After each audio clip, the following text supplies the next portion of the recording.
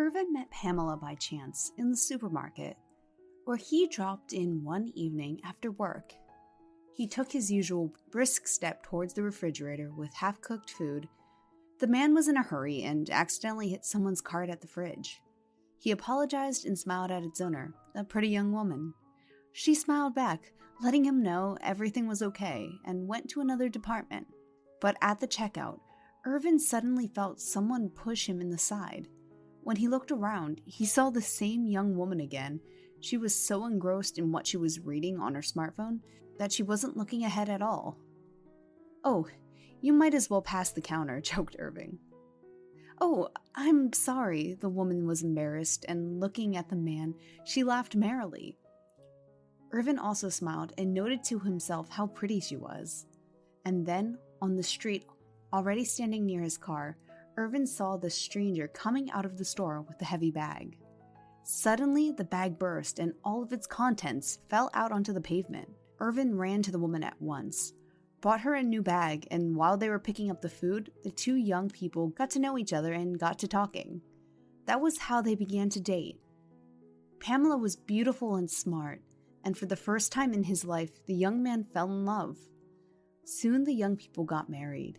The only guests at their wedding were his wife's relatives and a few of Irvin's friends, and a couple of Pamela's colleagues from work. Irvin had no relatives. He was raised by his grandmother after his parents had died, but she had already died too.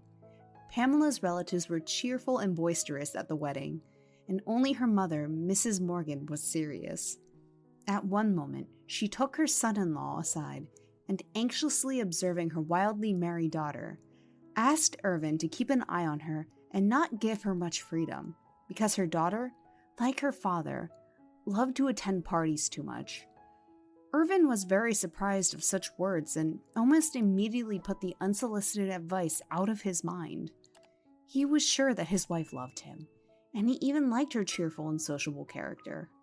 A year after the wedding, Irvin hinted to his wife it was time for them to have a baby. In fact, Pamela did not want to think about it, but did not show it. Meanwhile, Irvin was happy. He had a warm, friendly relationship with his mother-in-law. He spent a lot more time with her, he helped her in everything, and they often sat in the kitchen and talked. Mrs. Morgan told him about her years as a school teacher, about the fate of her students, and Irvin listened and smiled. He felt so good with this woman, as if he was communicating with his own mother. Pamela sometimes resented her husband for his frequent contact with her mother, even though she herself rarely came to see her. Irvin tried to explain to his wife, "Pamela, your mother is over 60. She has arthritis, diabetes. It's hard for her to be alone." "Diabetes? Since when?" the woman asked in surprise. "It's been 3 months, don't you remember? She told you in front of me on the phone when I was visiting her." "Yeah, maybe. Things are so complicated at work right now. My head is spinning." Irvin only shook his head reproachfully, thinking to himself that his wife should have been more attentive to her mother. He even offered Mrs. Morgan to come live with them, but she flatly refused. "Oh no, Irvin, Pamela and I won't get along. As long as I can live without any help, I'll live alone. And Pamela, I won't be able to keep quiet. I'll start teaching her, and she has an explosive character. We'll only fight." Irvin was very surprised at his mother-in-law's answer, because Pamela was a gentle and kind angel to him. He did not interfere in the relationship between the women. And then disaster struck. One day, he and his wife were driving from their friends. Irvin had been drinking a little this time, and Pamela was at the wheel. "Pamela, why are you suddenly speeding so fast? Slow down," remarked Irvin worriedly. "Come on, relax," laughed Pamela, and turned to her husband. "Slow down," shouted Irvin in horror, seeing the woman ahead on the crosswalk. Pamela turned around in bewilderment and in fright. Instead of braking, she hit the gas. There was a thud, and the woman at the crossing was thrown to the side. Irvin helped his wife stop the car. "Oh my God," cried Pamela, clutching onto the steering wheel. I killed her." But Irvin wasn't listening to her anymore. He jumped out of the car and ran to the victim. She was alive but unconscious. Irvin called an ambulance, the police. "Irvin, honey," Pamela sobbed on her husband's shoulder next to the injured woman, waiting for the doctors and cops. "I'm scared. They'll put me in jail. No, I don't want to. How could this happen?" "Quiet, Pamela. Calm down. The main thing now is for her to live. We'll get the best lawyers." "Irvin, listen to me. I can't go to jail. I'm pregnant." "I just wanted to tell you about it today to make you happy." Irvin was shocked and began to think feverishly. He understood that Pamela could be imprisoned, and he could not allow her to go through such an ordeal being pregnant. So he decided to take the blame. Soon Irvin was arrested, since alcohol was found in his blood and the victim's condition remained severe. The sentence was severe, and he was given several years in a penal colony. Only his mother-in-law was in the courtroom. She came to support her beloved son-in-law, but Pamela was absent. Time in prison dragged very slowly, and only letters from home warmed Irvin's soul. Pamela wrote and told him that the injured woman was alive, but left an invalid. Irvin realized then that he was unlikely to get out on parole, but he was only concerned about Pamela. He kept asking his wife in his letters if she knew the gender of the baby, but she wouldn't answer. And then one day she just wrote that, unfortunately, they weren't going to have a baby. She had a miscarriage because of all the worries. Irvin was almost close to despair, but managed to pull himself together. They decided that they would have everything all right, and that he would definitely help the unfortunate woman who had been left disabled through their fault. But first, he must get out of prison. Mrs. Morgan also wrote to Irvin, and her letters were so heartfelt and kind. The woman was motherly in her support for Irvin, worried whether he was okay. "Don't worry about me, Mrs. Morgan," wrote Irvin. "Everything's all right with me. You should definitely keep an eye on your sugar levels. They'll probably run out of test strips for the glucometer I bought. Don't skip, get some quality ones." He really hoped that in his absence, Pamela would pay more attention to her mother. But about 6 months later, a letter arrived from Mrs. Morgan that shook Irvin to his core. "My dear son-in-law, I would be pleased if you were my child. It's a sin to write this, but sometimes I'm ashamed that I gave birth to Pamela. When you and she married, I thought she had settled down, and it seemed so, but in fact, it turned out that she hadn't, Irvin. She's been going around with men since high school. I scolded her, but it was no use. She didn't listen to me. That's why my relationship with her was complicated. And then you came along and I thought everything would change. But no. When you went to jail, she went crazy. Different men came to see her. I don't want to keep quiet about it anymore. I know it's hard for you to know, but I don't want to leave with this burden because you're more close to me than my daughter. Irvin, I'm dying.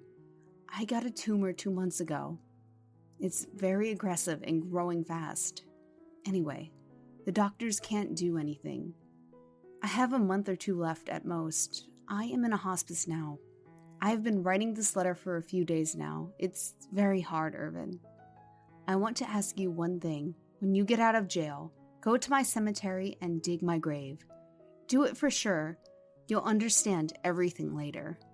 Irvin reread the letter several times. He was very hurt by his wife's infidelity, but his mother-in-law's strange request puzzled him. He came to the conclusion that the unhappy woman must be completely out of her mind because of her illness if she writes such things. Some time later, Irvin was summoned by the head of the colony and told that new circumstances had emerged in his case, and it was being sent for reconsideration. It turned out that the injured woman came to her senses and remembered that there was a woman at the wheel.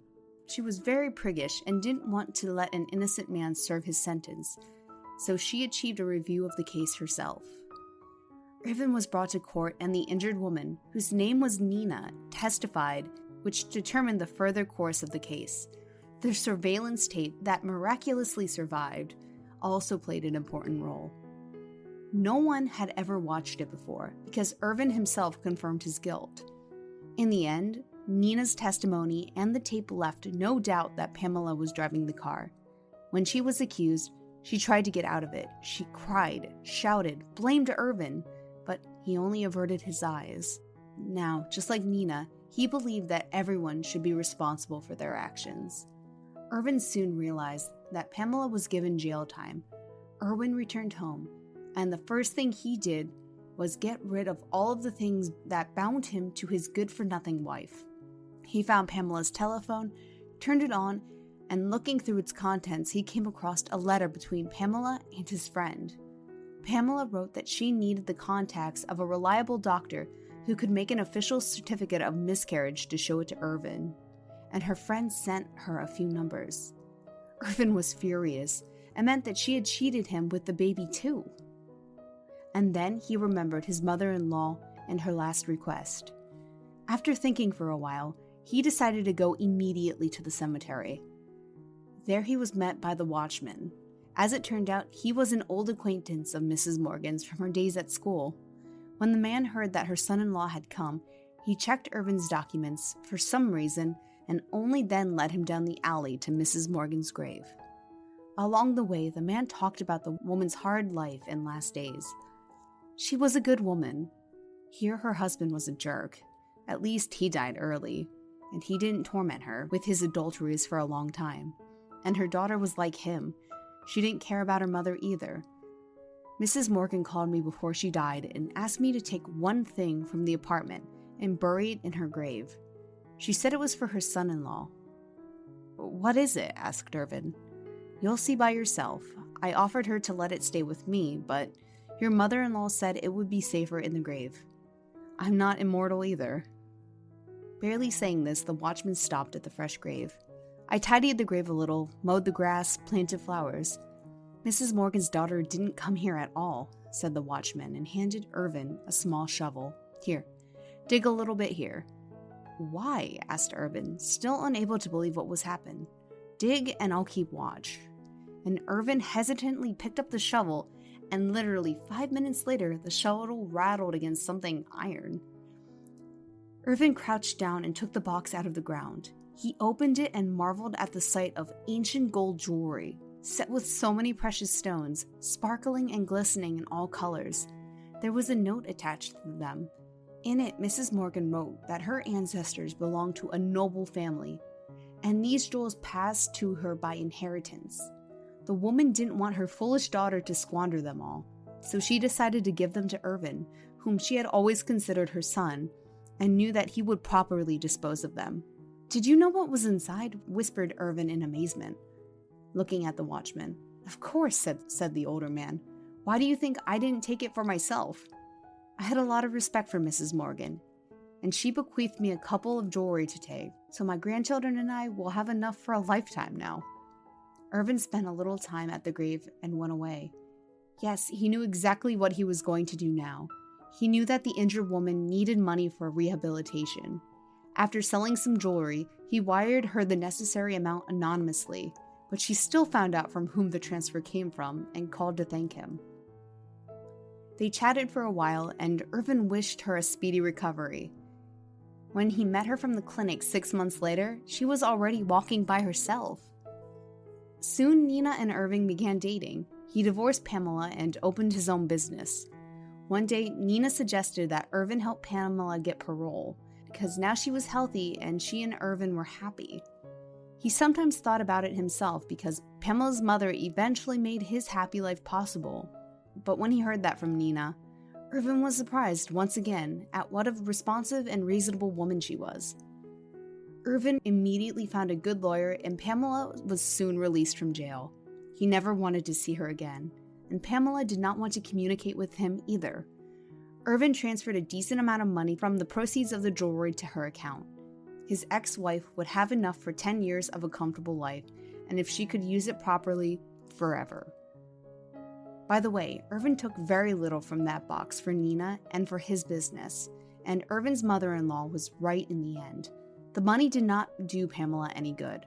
One day, when Irvin and Nina were walking in the park with their 2-month-old son, an unkempt-looking woman, obviously drunk, passed by and angrily said to him, "Well, are you enjoying your happy life?" Irvin turned around and could hardly recognize his ex-wife in this miserable woman. She stood, swaying and grinning, and when Irvin asked how she was doing, she suddenly cried drunkenly and, through sobs interspersed with hiccups, told him that she had lost all her money and now no one wanted her. She tried to throw herself around Irvin's neck, but he pulled away, sat her down on the bench, and went away to his beloved wife and son, to his family, and Pamela let her sit alone and think about her wasted life, because it was all her own choice. Hola, suscríbete a Historias Vitales para no perderte nuevas historias. Mi esposa había estado trabajando en su proyecto especial durante 4 meses ahora. No era su proyecto personal, pero ella era la persona principal y responsable de su éxito. El proyecto estaba diseñado para salvar a su empresa, Bixler Enterprises. Los últimos 4 meses habían sido difíciles porque se vio obligada a trabajar duro. Era importante tanto para ella como para la empresa. Había una buena posibilidad de que Bixler Enterprises quebrara si el proyecto no se completaba. Sara tenía una licenciatura de Albrecht y un MBA de Wharton. Era la más inteligente de la familia. Yo empecé a trabajar como mecánico de autos justo después de la secundaria y después de 21 años seguía siendo mecánico de autos. No me importaba porque me gustaba el trabajo y pagaba bien. Era suficiente para pagar la universidad de Sara y criar a 2 hijos. No vivíamos lujosamente, pero estábamos bien. Los niños ya se habían mudado, y las cosas iban bastante bien con nuestros ingresos. Sara quedó embarazada 3 meses después de casarnos a la edad de 18 años. Durante los primeros años de nuestro matrimonio, vivimos con mis padres. Ellos tenían una gran casa vacía ya que 4 de mis hermanos se habían mudado. Eso significaba que teníamos una niñera mientras Sara completaba sus primeros años de universidad. Debido a 2 embarazos, la carrera de 4 años le llevó 6 años completarla. Fue difícil, pero lo logró. Siempre tuve trabajo y nunca me faltó trabajo extra si lo necesitaba. Después de que Sara se graduó de Wharton, alquilamos nuestro propio lugar. Tuvo ofertas de trabajo de varias empresas grandes, pero todas requerían que nos mudáramos. A mí no me importaba, pero Sara quería quedarse cerca de casa. Por eso decidió trabajar en Bixler Enterprises. Pagaba bien, pero lo más importante, le daba responsabilidad y la oportunidad de avanzar. Sara era una empleada trabajadora y dedicada. La presentación es el jueves en el Hotel Dicen en Filadelfia. Tomé unos días libres en el trabajo para ayudarla según fuera necesario. Al final, todo lo que logré fue hacerle algo de comer cuando llegaba a casa. No sabía nada sobre su trabajo, ni tampoco quería saber, los negocios corporativos de alto nivel me aburrían. Empresarios de Europa, Asia y América del Sur venían aquí, la empresa pagaba sus boletos de avión y proporcionaba habitaciones en el Hotel Dicen mientras estaban aquí. Era caro como el infierno, y por algunas cosas que Sara había dicho, la empresa estaba sobreestimando sus finanzas. Su presentación era importante para ella, para la empresa y para más de 200 empleados. Hasta el martes por la noche, todo iba bien. Sara llegó a casa con un traje nuevo, un traje gris con una blusa blanca. Desplegó todo lo que necesitaba en la cama de la habitación de invitados. Cuando se trataba de la limpieza de la casa, ella era normal, pero cuando se trataba del trabajo, era meticulosa. No entendía por qué necesitaba sacar su ropa interior de lujo, pero no dije nada. Además de su traje para la presentación, tenía varios vestidos de cóctel lindos para eventos sociales antes y después del evento. Siempre había evitado tales eventos, pero me sentía obligado a ir con ella si ella quería que lo hiciera. Me agradeció la oferta, pero dijo que no era necesario. Todos los materiales y equipos que necesitaba estaban guardados ordenadamente en el maletero de su Volvo. Antes de salir del trabajo, ella misma conducía el coche para asegurarse de que todo estuviera en perfectas condiciones. Tenía todo el día miércoles para prepararse y toda la noche del miércoles para socializar con sus invitados. Sara era tan buena en lo que hacía que sentía que habría sido mejor si simplemente me hubiera mantenido alejado de ella. Finalmente, había terminado. Lo había revisado y vuelto a revisar todo. Todo lo que necesitaba ahora era una ducha caliente y una buena noche de sueño. Supongo que mi error fue que empecé a revisar sus cosas después de que Sara comenzara a ducharse. Pensé que estaba ayudando, pero resultó ser lo contrario. Estaba moviendo cosas en la cama cuando un pequeño sobre blanco cayó del bolsillo lateral de su bolso de maquillaje.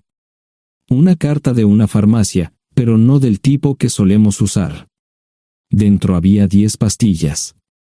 No tenía idea de qué era, Pren, y las instrucciones eran confusas. Si es necesario, tomar una pastilla y luego una segunda pastilla 12 horas después. Pensé que podría ser algo que ella había conseguido para la ansiedad o los nervios, pero las instrucciones no tenían sentido. La receta estaba escrita a su nombre el lunes. Volví a poner el sobre en su lugar mientras ella terminaba de ducharse. Decidí que quería saber más sobre Pren antes de contarle sobre ello. Por supuesto, si lo mencionaba, significaría que estaba revisando sus cosas. Odio los dilemas. Mientras Sara se preparaba para dormir, fui a nuestro ordenador doméstico y busqué. 10 minutos después, me uní a mi esposa bajo las sábanas.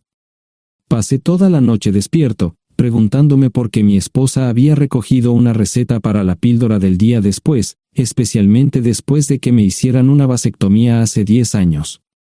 A la mañana siguiente, me levanté temprano, pero no estaba descansado.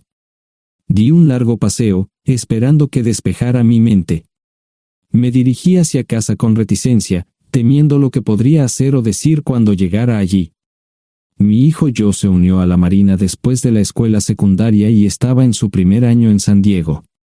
Nuestra hija Gloria se casó con su amor de la infancia el año pasado y acababa de mudarse a Dallas. Eso dejaba solo a Sara y a mí. Echaba de menos a los niños, pero esperaba envejecer con mi esposa. Ella era la única mujer que me había interesado, y ahora todo estaba.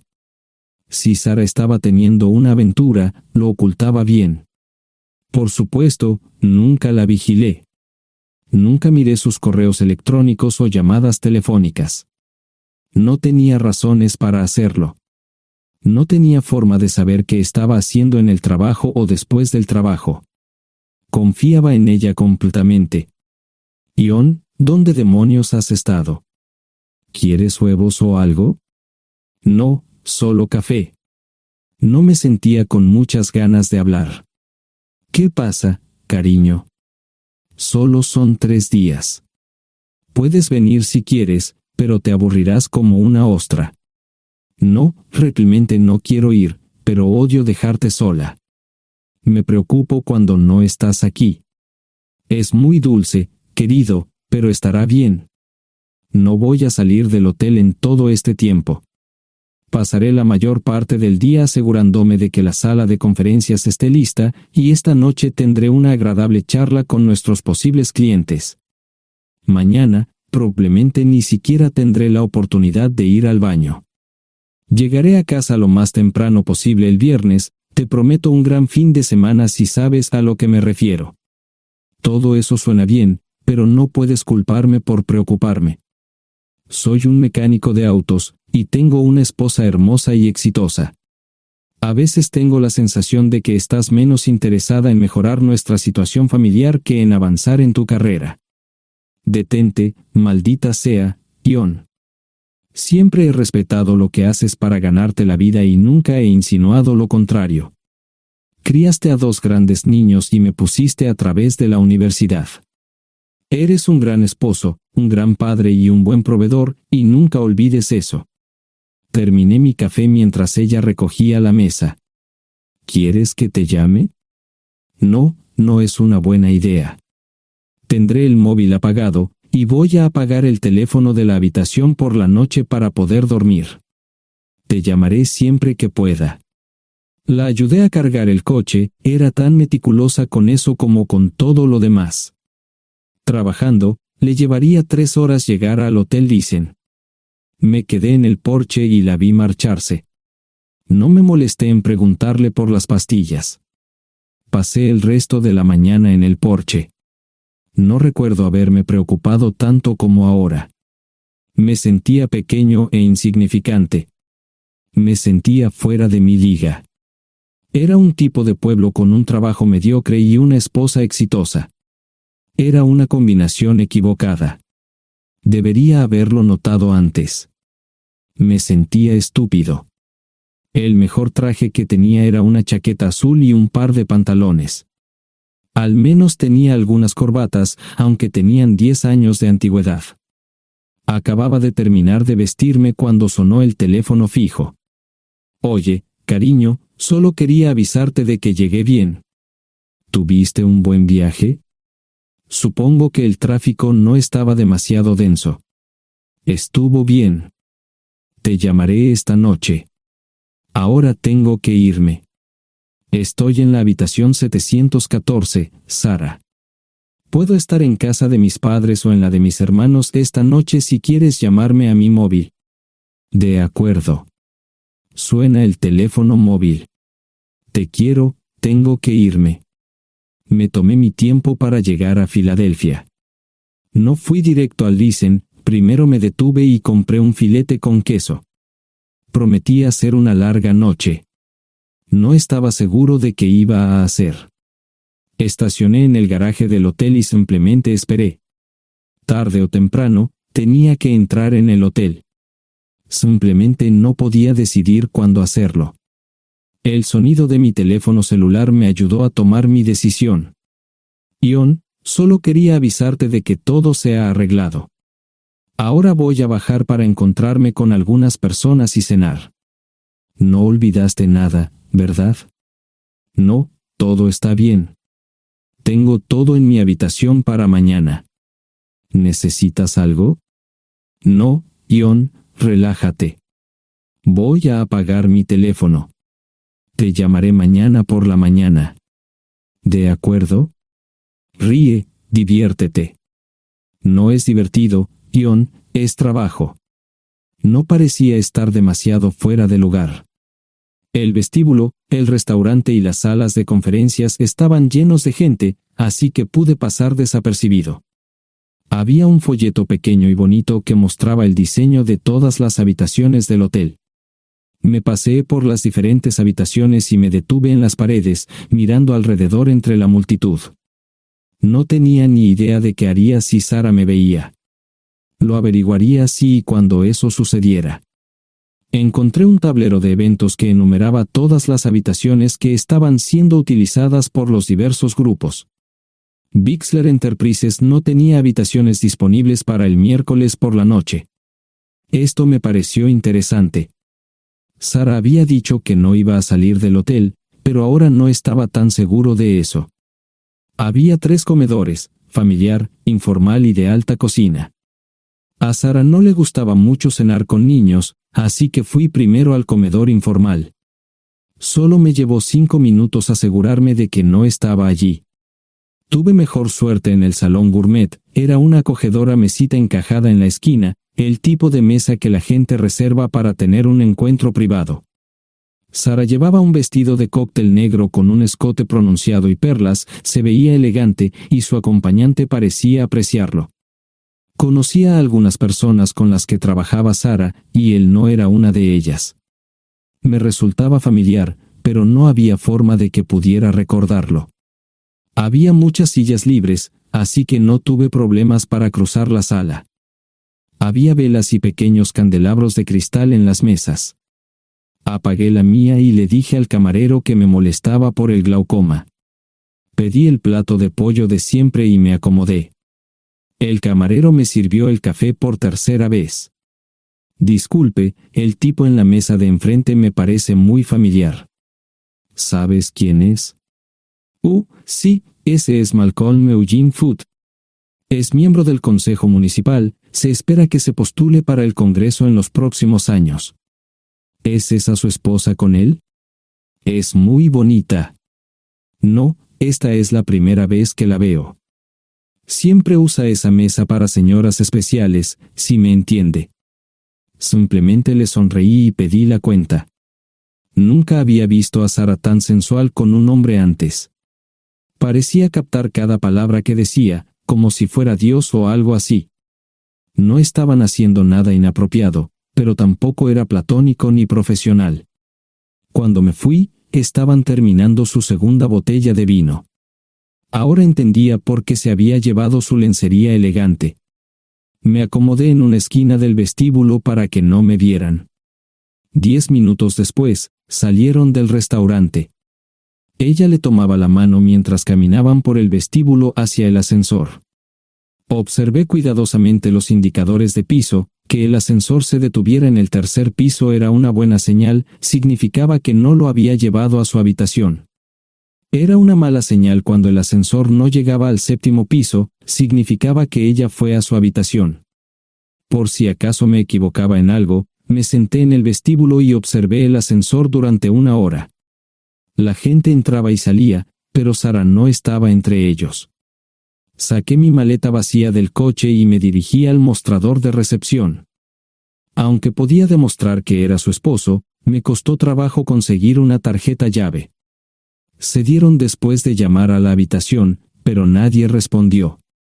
Finalmente, estaba en camino a la habitación 714 con la tarjeta llave. Ni siquiera encendí las luces al principio, simplemente me senté en la oscuridad de la habitación durante más de 1 hora. No fue difícil asegurarme de que no regresara a la habitación. Primero, empacé todas sus ropas y pertenencias personales. No dejé nada atrás.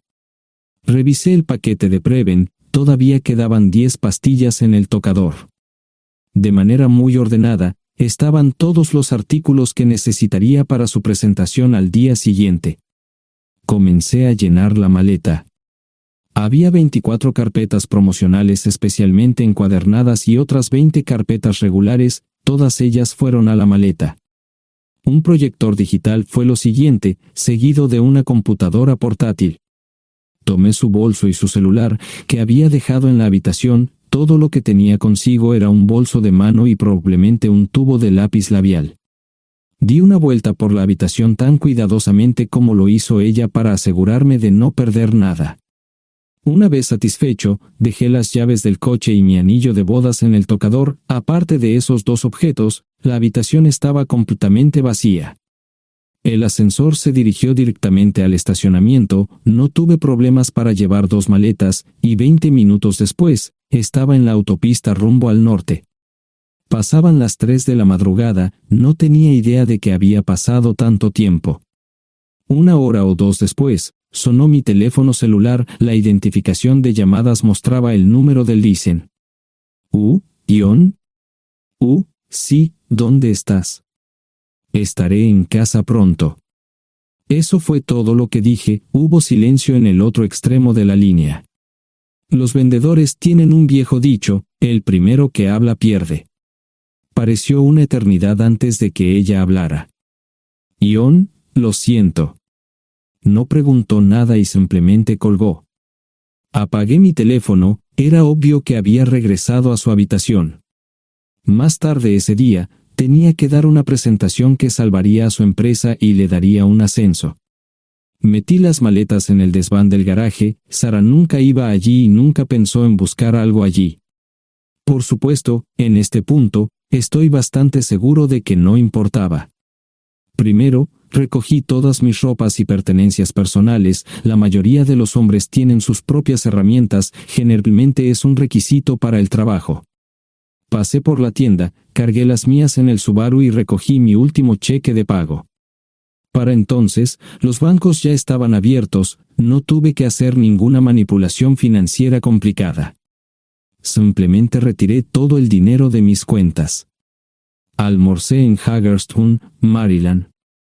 Tenía suficiente dinero para vivir durante unos años, pero sabía que estaría buscando trabajo muy pronto. Sara y yo éramos parecidos en eso de que a ambos nos encantaba trabajar. La voy a extrañar. Pasé un par de horas en las cuevas del Uray y alquilé una habitación cerca de Whitewell. No tenía idea de qué iba a hacer. Era sábado, y me encontré sentado en el acuario de Chattanooga, observando la naturaleza que nunca había visto antes. Pasé unas horas simplemente relajándome y decidí que era un buen lugar para estar. Compré un pase anual para el acuario y, para la hora de la cena, tenía un lugar donde quedarme. Era un remolque móvil en el parque, pero estaba amueblado y era económico. No necesitaba mucho. La primera cosa que haría el lunes por la mañana sería conseguir un trabajo. Un buen hombre de mantenimiento siempre puede conseguir un trabajo, especialmente si está dispuesto a trabajar duro. Podría permanecer discreto hasta que fuera el momento de renovar mi licencia de conducir o las etiquetas del coche. Me preocuparé por eso cuando llegue el momento. El domingo por la tarde, llamé a Gloria. Me sentí obligado a informarle sobre lo que estaba sucediendo, pero Sara ya se lo había contado. Fue bastante franca con Gloria sobre lo que había pasado. Dijo que había engañado, que la sorprendí, que me fui y que ella perdió su trabajo.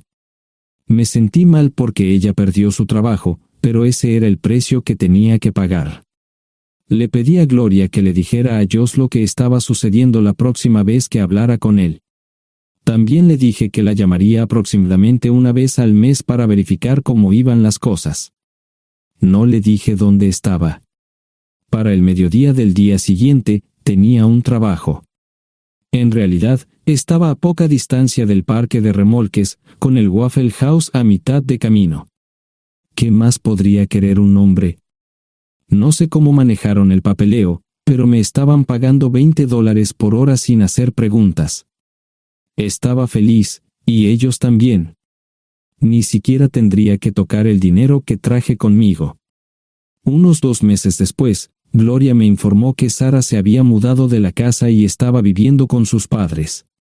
Gloria no sabía nada más, pero estaba feliz de que estuviera estable y le estuviera yendo bien. Josh me llamó desde San Diego solo para informarme que iba a hacer un crucero. Era técnico en aviónica en un portaaviones. Intentó explicar qué hacía exactamente, pero estaba más allá de mi comprensión. Nunca supe mucho sobre cosas técnicas. Ambos tuvieron cuidado de no decir nada malo sobre su madre. Aprecié eso. Después de eso, todo siguió como siempre. Comencé a hablar con Gloria al menos semanalmente. Josh y yo comenzamos a enviar correos electrónicos regularmente. Gloria hablaba regularmente con Sara, pero decía muy poco sobre lo que estaba haciendo o dónde estaba. Nunca presenté la solicitud de divorcio, y parece que Sara tampoco lo hizo. Tengo una licencia de conducir de Tennessee y las etiquetas en el Subaru. Comencé a frecuentar un bar local un par de veces al mes y tuve encuentros casuales. 2 mujeres se alternaban como mis compañeras nocturnas regulares. No buscaban compromisos, y yo tampoco. Parecía funcionar bien para todos nosotros. La vida era buena. Eso fue hace mucho tiempo, y gradualmente olvidé a Sara. Con el tiempo, el Subaru comenzó a darme problemas. Había olvidado cuánto tiempo había pasado. Tenía más de 200,000 millas. Estaba reflexionando sobre esto con una jarra de cerveza un día cuando me di cuenta de que habían pasado casi 5 años desde que me fui de casa.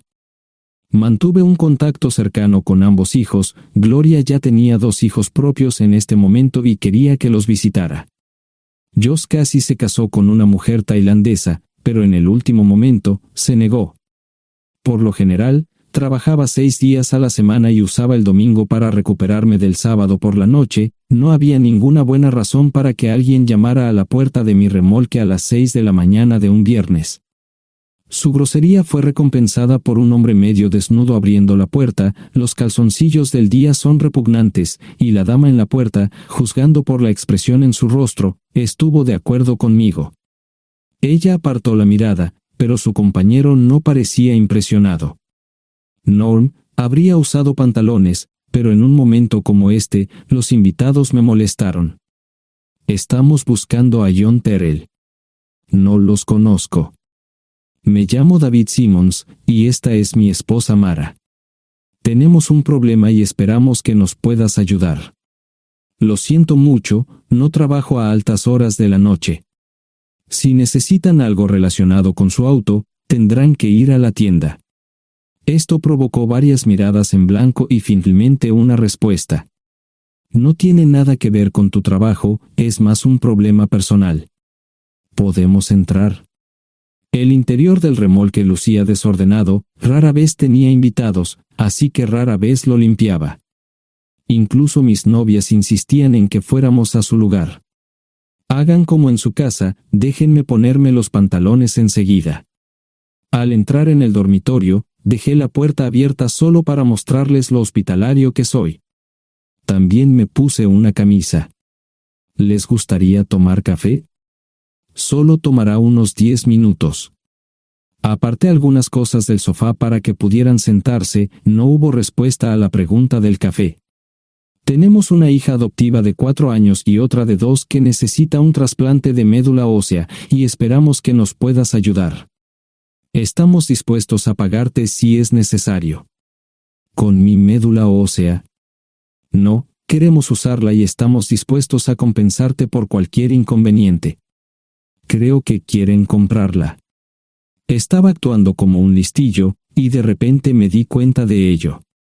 Estas personas eran serias, tenían un problema real y estaban buscando ayuda. Lo siento mucho, no quise interrumpir. Por favor, continúen. Nuestra mejor oportunidad de encontrar un donante es un familiar cercano. Eres nuestra mejor esperanza. Mira esto. No quiero ser un grosero, pero creo que se equivocaron de persona. ¿Cuándo nació su hija? Cumplirá 5 años en julio. Marche Simons habló por primera vez, y sonó sincera. Odio ser el portador de malas noticias, pero me hice una vasectomía hace 15 años. No hay forma de que pueda ser su padre. ¿Por qué tu nombre estaba en el certificado de nacimiento? No puedo responder eso, tal vez deberían preguntarle a su madre. Esa afirmación fue recibida con silencio. Sentí pena por estas personas, pero no sabía cómo ayudarles. ¿Cuál es el nombre de la madre? Sarah Lise Terrell. No encontraba las palabras. Tal vez no debería haber tomado esas malditas pastillas de ella, por supuesto, entonces esas personas no tendrían una hija en absoluto. Todo lo que pensaba que había superado el dolor, y aquí está de nuevo, viejos recuerdos de mi esposa teniendo relaciones sexuales con ese maldito político de Filadelfia. Estaba empezando a olvidarlo todo, y ahora estaba de vuelta. Maldita sea. Ahora entiendo y pido disculpas por mi grosería e insensibilidad. Haré todo lo que esté en mi poder para ayudarles. En primer lugar, porque no puede Sara hacerse un trasplante de médula ósea. Médicamente, no puede. ¿Por qué no? Es madre, tiene que ser una donante adecuada. Ella es una donante adecuada, pero está demasiado enferma. Los médicos se negaron siquiera a considerar utilizarla. ¿Enferma de qué? Está muriendo de insuficiencia hepática. Le quedan menos de 6 meses de vida. Esto no tiene sentido. Siempre ha estado perfectamente sana. Además, no creo que un hígado enfermo le impida donar médula ósea. El hospital no aceptará su firma en el formulario de consentimiento. ¿Estás diciendo que hay algo mal en su cabeza? Ambos me miraron en silencio, sabían la respuesta, pero no querían decirlo. En ese momento, no quería que se sintieran aún más incómodos. Hace 10 minutos, no me importaban, pero ahora sentía que tenía que protegerlos y ayudarlos. ¿Cómo sucedió esto? ¿Podría alguno de mis hijos ayudar? Quizás, pero pensamos que eras nuestra mejor esperanza. ¿Por qué no van tras su padre, su verdadero padre? Pensamos que eras tú. No tenemos ni idea de quién más podría ser. Sara no nos dijo nada sobre otro posible padre. De hecho, ella no estaba en condiciones de explicar nada, agregó Mara. Obtuvimos la mayoría de nuestra información de la agencia de adopción. Tuve que preparar café y hacer pis, permítanme un momento. Dejé a mis invitados sentados mientras preparaba el café. Solo tomó unos minutos. Mientras se preparaba, fui al baño, algo que necesitaba hacer urgentemente. Traté de ser discreto, ya había avergonzado lo suficiente a Mara. ¿Dónde viven? En Westchester, Pensilvania. Les haré una oferta. Si les digo quién es el verdadero padre de su hija, deben prometerme que lo perseguirán sin descanso hasta obtener lo que desean. ¿De qué estás hablando? El padre de su hija es un político prominente en Pensilvania. Por supuesto, negará todo y probablemente les proporcionará documentos legales para detener sus esfuerzos. Si acuerdan presionar lo suficiente para que él admita que la niña es suya, podrán avergonzarlo y obligarlo a hacerse un trasplante de médula ósea. Eso es lo que quieren, ¿verdad? Sí, claro, pero ¿cómo hacemos eso? No lo sé. Soy mecánico. Trabajo con metal para ganarme la vida. Creo que la mejor manera sería utilizar la televisión, la radio y los periódicos. Los políticos harán cualquier cosa para evitar una mala publicidad. ¿Tienen amigos que puedan ayudar? Bueno, ahora ambos estaban sonriendo.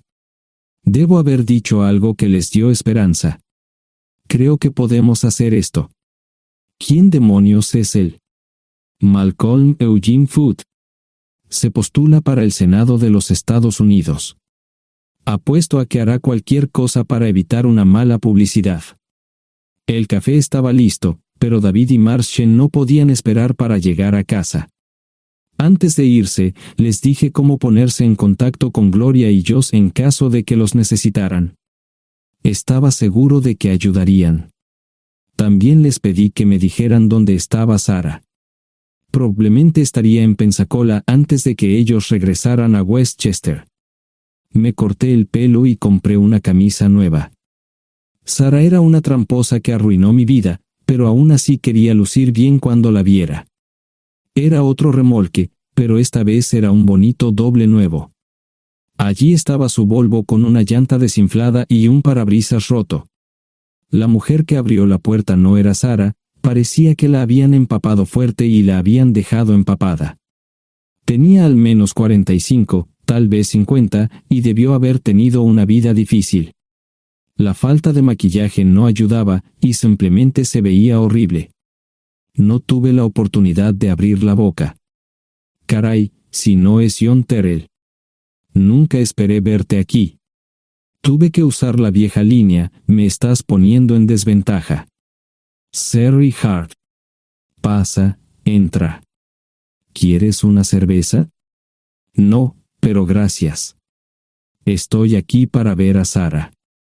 Sherry cruzó la habitación y se detuvo en el buffet del comedor. Aquí está, John. Mírala todo lo que quieras. Su mano señalaba una urna de latón que estaba en el centro del buffet vacío. Supongo que llegué demasiado tarde. No me moví, solo me quedé mirando el contenedor frente a mí. ¿Puedo tomar una cerveza ahora? Sarah se mudó a Pensacola después de dar a su bebé en adopción. Compró el remolque con el dinero que recibió de Bixler Enterprises después de que la despidieron. Tenía una participación en las ganancias, 401k, y vacaciones y días de enfermedad. Eventualmente, consiguió un trabajo en una fábrica local de prendas de vestir donde trabajaba en el departamento de envíos. Allí fue donde conoció a Sherry. Sherry alquilaba una habitación de Sarah. Cada centavo que Sarah ganaba iba para el alcohol. Empezó con vino y gradualmente pasó a bebidas más fuertes, las más baratas. Eventualmente, perdió su trabajo debido a su alcoholismo y se vio obligada a usar sus ahorros. Nunca salió con nadie ni salió a ningún lado. Sherry se quedó con ella, pagó sus servicios públicos y compró alimentos que Sarah no comía. Le llevó más de 3 años quitarse la vida. Increíblemente, ella tenía un testamento y me dejó un doble remolque y un Volvo. Sherry explicó que Sarah estaba tan angustiada por lo que había hecho que simplemente se rindió. No intentó evitar el embarazo ni siquiera terminarlo. La adopción se había arreglado meses antes de que naciera el bebé. Nunca volvió a trabajar, excepto en los trabajos clandestinos que hacía mal. Sherry dijo que Sarah no parecía tener ambición ni propósito en la vida. Sarah hablaba mucho de mí pero tenía miedo de intentar contactarme. Gloria le dio mi número, pero nunca me llamó. Era como si su aventura de una noche la hubiera lastimado más a ella que a mí. Estuve allí durante 2 semanas y luego vendí el remolque de Sherry por $1 y obtuve $3.000 por el Volvo. 2 días después, estaba en Westchester visitando a mis nuevos amigos David y Marche. Malcolm Eugene Foote resistió al principio, pero David y Marche lo presionaron hasta que cedió. Insistió en pruebas de ADN, que demostraron que era el padre. Para salvar la cara, más o menos lo obligaron a someterse a un trasplante de médula ósea, que fue exitoso. La carrera política y la vida familiar de Malcolm no dejaron una impresión favorable. Su caída en las encuestas fue tan rápida que el partido lo reemplazó por otro candidato unos meses antes de las elecciones. Su esposa solicitó el divorcio y fue muy pública al respecto. Sara y yo estamos viajando ahora a Dallas para ver a Gloria y a mis nietos. No sé cuánto tiempo mantendré a Sara conmigo, probablemente hasta que tenga a alguien.